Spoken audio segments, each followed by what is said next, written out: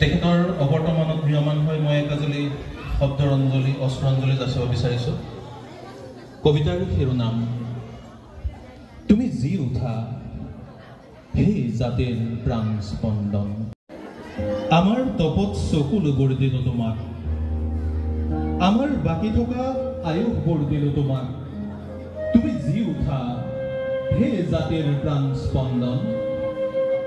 যদিও তোমাৰ বাবে মৃত্যু সহজ, আমাৰ বাবে সেয়া বৰ অসহজ।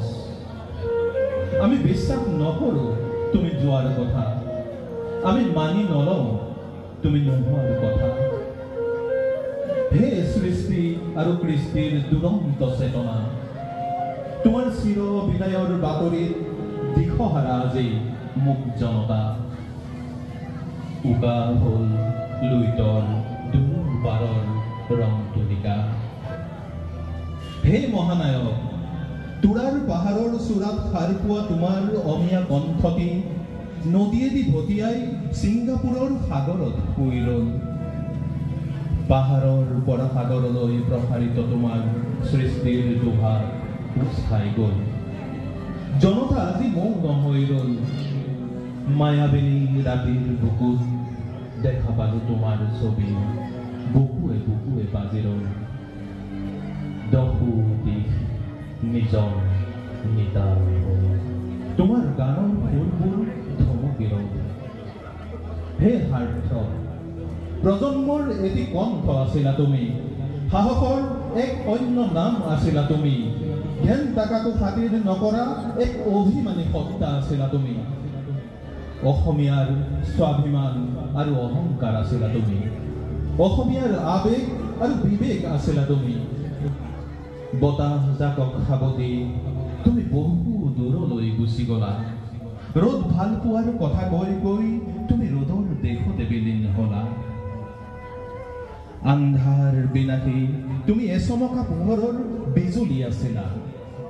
অসমীয়াৰ বুকু সুদা কৰি হঠাতে নোহোৱা হলা, হঠাতে নোহোৱা হলা। হে জনকণ্ঠ, তুমি যে উভতি নহা বাটেৰে গুচি গলা, সময়বোৰ উকা হৈ পৰিল জানা। তোমাৰ শব্দবোৰেও যেন হেৰুৱাই পেলালে নিজৰেই ঠিকনা। তোমাৰ ছবিবোৰক, তোমাৰ সপোনবোৰক, তোমাৰ গানবোৰক আজি কোনে দিব সান্তনা। অসমীয়াই তুমি বুকুৰ কলিজাটো আছিলা। ধুমুহাৰ সতে যুঁজি যুঁজি তুমি হাৰি গলা। এপাহি বকুল ফুলৰ দৰে তুমি সৰি পৰিলা। হঠাৎ যেন গোটেই অসমখনৰে হৃদস্পন্দন বন্ধ হৈ গ'ল। জাতিৰ স্নায়ু বিকল হৈ গ'ল। জনতাৰ কণ্ঠ আজি ৰুদ্ধ হৈ ৰ'ল। তুমি ইউকেলিপ্টাছৰ দৰে ওখ হ'ব খুজিছিলা। বাঢ়ি বাঢ়ি আকাশখনকে চলা। লুইতখন সাৱটি তুমি পানীতেই বিলীন হলা। তোমাৰ মৃত্যু হ'ব নোৱাৰে হে সুৰৰ সম্ৰাট, তোমাৰ মৃত্যু হ'ব নোৱাৰে হে শিল্পী প্ৰাণ। তুমি জীয়াই থাকিবা আমাৰ বুকুত চিৰদিন চিৰকাল, এক সুৰীয়া গীত হৈ, এক সুৰীয়া গীত হৈ। ধন্যবাদ।